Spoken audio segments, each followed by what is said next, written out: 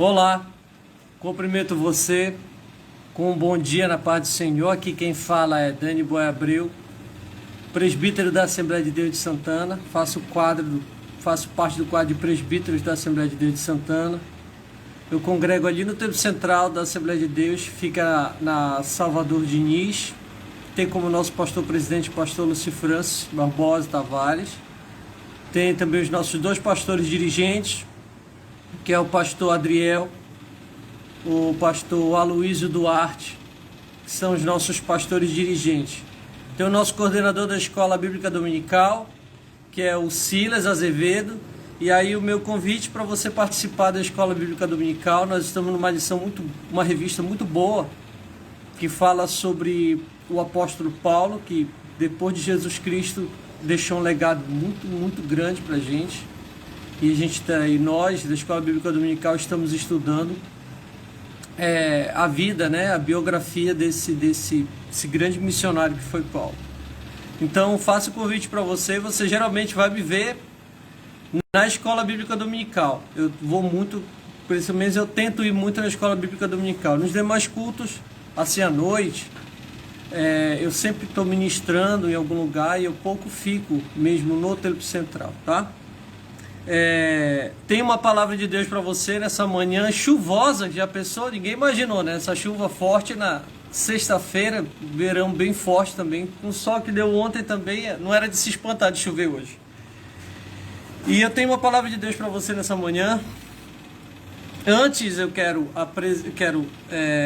responder algumas perguntas que fizeram no privado para mim na semana passada, do último vídeo.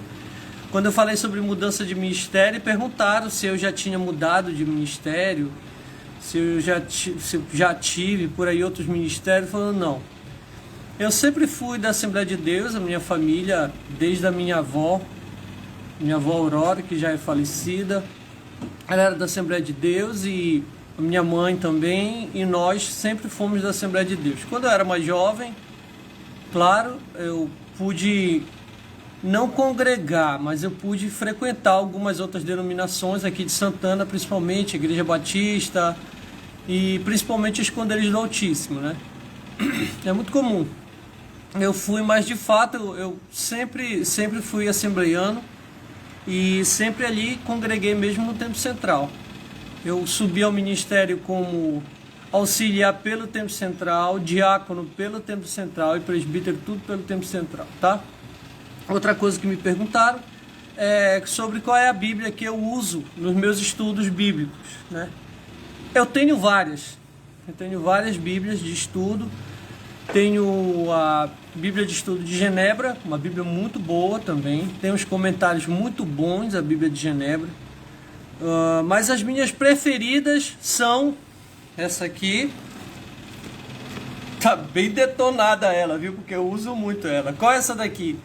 Bíblia de Estudo Pentecostal. A Bíblia de Estudo Pentecostal eu gosto de usar ela porque ela tem uma linguagem na tradução mais próximo do original, né? Que é a João Ferreira de Almeida, que foi o primeiro tradutor, e conserva essa tradução muito boa. Bíblia de Estudo Pentecostal, a linguagem dela é ótima, tá? Essa outra aqui é a Bíblia do Obreiro Aprovado. Essa capa aqui é feita pelo Fabinho, pelo Maciel Biblos Designer. Trabalha lá no Torque, fala com ele. Fazendo até uma propaganda aqui. Olha, Fabinho, vou querer desconto, viu? Mas a que eu mais gosto de usar é essa aqui, a Bíblia do Expositor. A Bíblia do Expositor. Deixa eu ver aqui. Aqui eu mais gosto de usar essa aqui, a grossura dela. A Bíblia do Expositor, que é a Bíblia do Jim Swagger, do evangelista Jim Swagger. É a Bíblia que eu gosto mais de usar, porque ela tem muito comentário. Os comentários dela são muito bons. Então eu gosto de usar ela, junto com a Bíblia de Estudo Pentecostal, tá? Hoje eu vou ler a Bíblia de Estudo Pentecostal. Está em Gálatas capítulo 5, versículo 16 até o 22. Eu vou fazer um apanhado bem rápido, olha só. E vamos lá. Gálatas capítulo 5, versículo 16. As obras da carne e o fruto do Espírito. Esse é o tema. Olha só. Digo, porém, andai em espírito, e não cumprireis as concupiscências da carne. Porque a carne cobiça contra o espírito, e o espírito contra a carne. E estes opõem-se um ao outro, para que não façais o que quereis. Primeiro ele está dizendo que carne é uma coisa, espírito é outra. Eles estão o tempo todo se confrontando. Se você começa a se alimentar das coisas da carne, se você começa a se alimentar das coisas da carne, ela vai vencendo as coisas do espírito. E se você se alimenta das coisas do espírito, você vai vencendo as coisas da carne.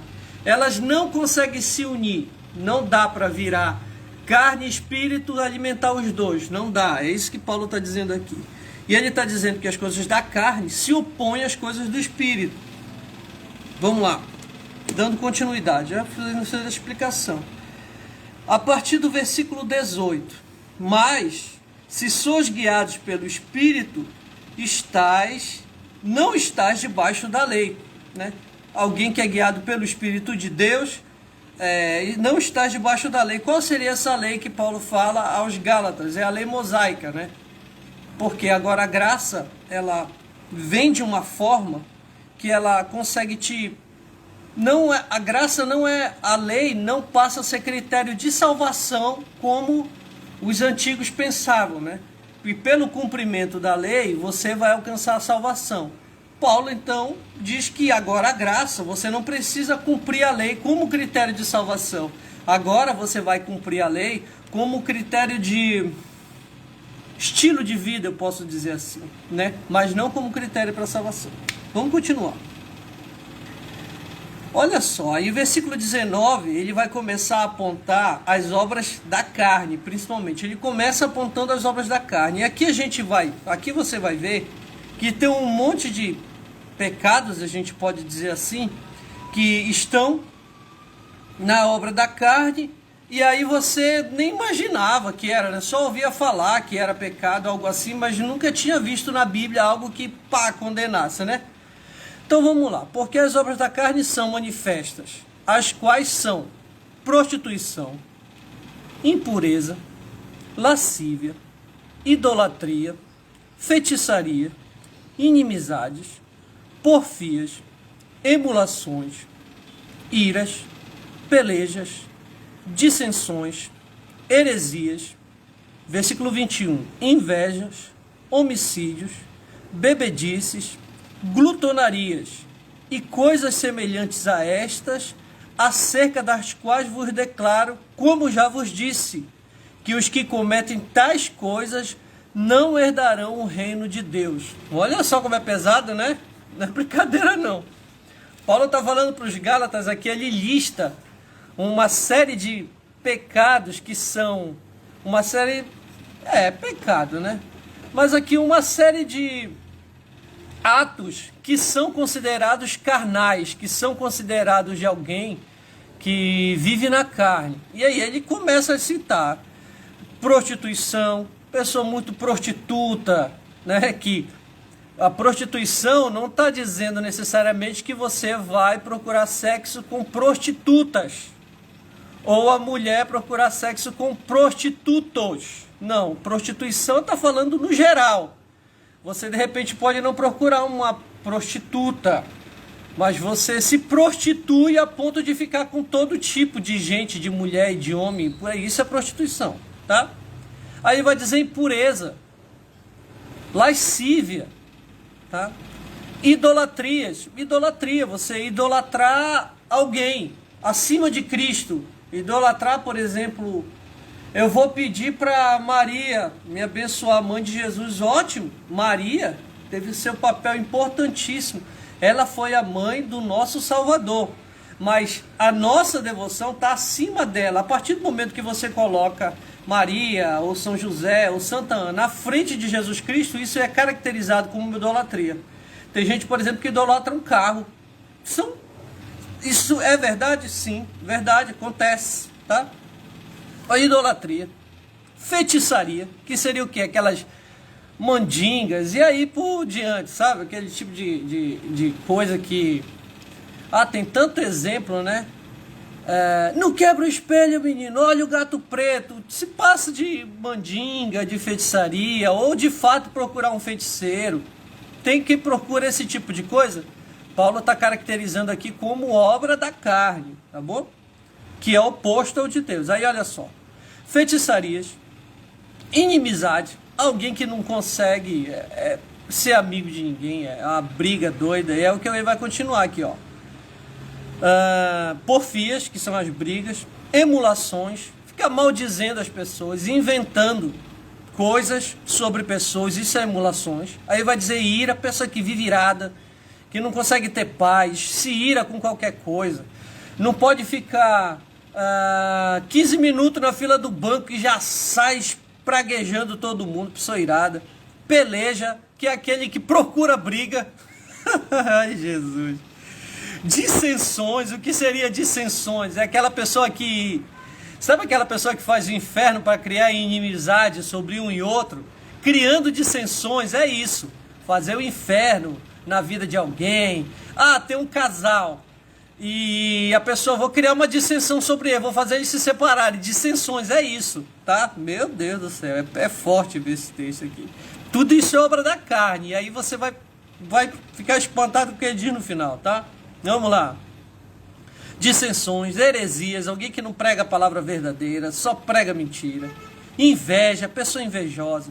Homicídio, o assassino que mata em pessoa, ou o homicida que não mata com palavras, tudo isso, tá bom? Bebedices, o beberrão, tá? Se você de repente acha que não, eu gosto de tomar minha gelada aqui e fico porre no final, falou, é pecado sim, mano. Tá aqui a obra da carne, bebedice.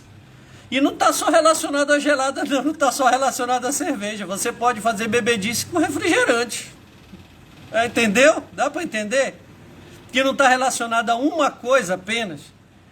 É uma gama de coisas, né?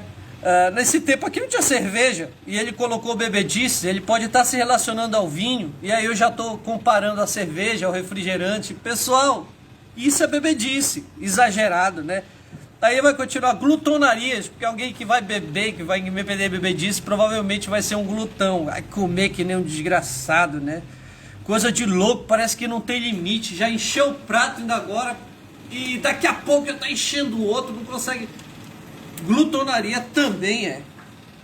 Olha só.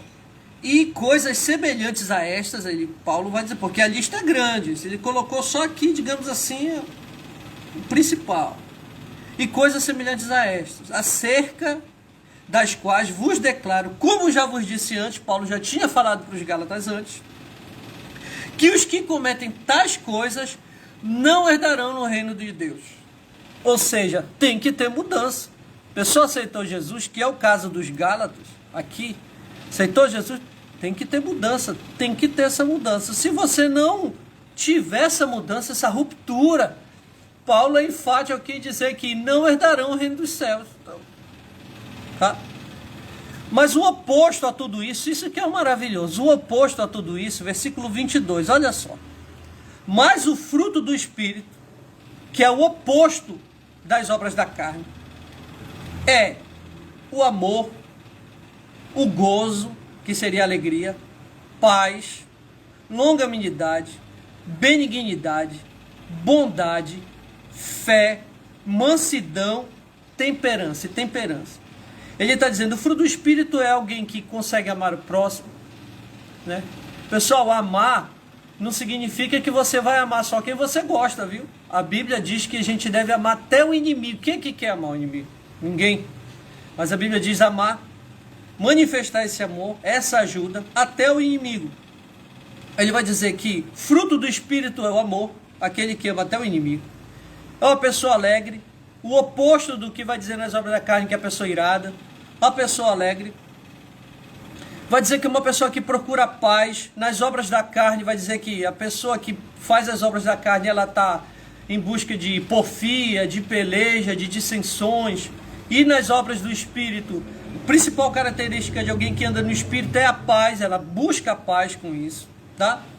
Ela tem longanimidade, benignidade, uma pessoa benigna, bem falada, bondade, pessoa boa, que tem fé, uma característica. Apesar das dificuldades, a obra do Espírito está muito relacionada à fé. Você tem fé, tá? Deixa eu correr que a gente está terminando. Mansidão, uma pessoa mansa, isso é obra do Espírito. A pessoa que consegue manter a calma, manter a tranquilidade, não se desespera, tá? Ele consegue manter isso. Benignidade, mansidão e temperança. Alguém que não se ira, porque ele está falando aqui nas obras da carne, que uma das obras da carne, que é oposto às obras do Espírito, é a ira. Alguém que se ira com muita facilidade, que sai espraguejando todo mundo. Em oposição a isso, no fruto do Espírito, ele está colocando que é uma pessoa que tem temperança, que ela consegue ter essa temperança, de ter esse equilíbrio, tá? Olha, pessoal, isso muitas vezes não é fácil não, mas é uma coisa que a gente, você e eu, a gente tem que pelejar para que a gente possa de fato alcançar isso. Não estou dizendo que é fácil, mas dá. A Bíblia está dizendo que dá, então dá para a gente ser assim, tá? Às vezes a hora da raiva é tão grande que a gente pensa que vai ficar com raiva, algo desse tipo, mas não é assim. A Bíblia nos ensina que dá, e eu creio que você e eu principalmente, a gente pode controlar a ira, controlar a bebedice, a glutonaria e todas as outras coisas, tá? Aí ele vai completar, que é onde a gente termina, versículo 23, bem pequeno, que vai dizer: contra essas coisas não há lei. O que é que ele está dizendo? Contra essas coisas não há lei. Ele está dizendo que se a pessoa tem o fruto do Espírito, ninguém vai se opor a isso. Porque quem é que vai se opor? Uma pessoa boa. Quem é que vai se opor? Alguém que ama o próximo, que ajuda o próximo. Quem é que vai se opor? Quem geralmente vai se opor é aquele que não é de Deus. Mas lá em Romanos 13 ele vai dizer: quer te alegrar da justiça do homem, faça o bem. Ou seja, se a gente fizer o bem, a gente não vai ter opositores, desde que a gente faça isso verdadeiramente de coração, tá? Outra coisa interessante sobre o texto, para nós concluirmos, é o seguinte, que o fruto do Espírito, ele não está dizendo frutos do Espírito, né? Que frutos é como se tem um cacho de banana com 12 bananas, e aí você vai tirar um fruto. Não, tem esse cacho aqui, mas eu só quero esse fruto. Aí você vai lá e arranca.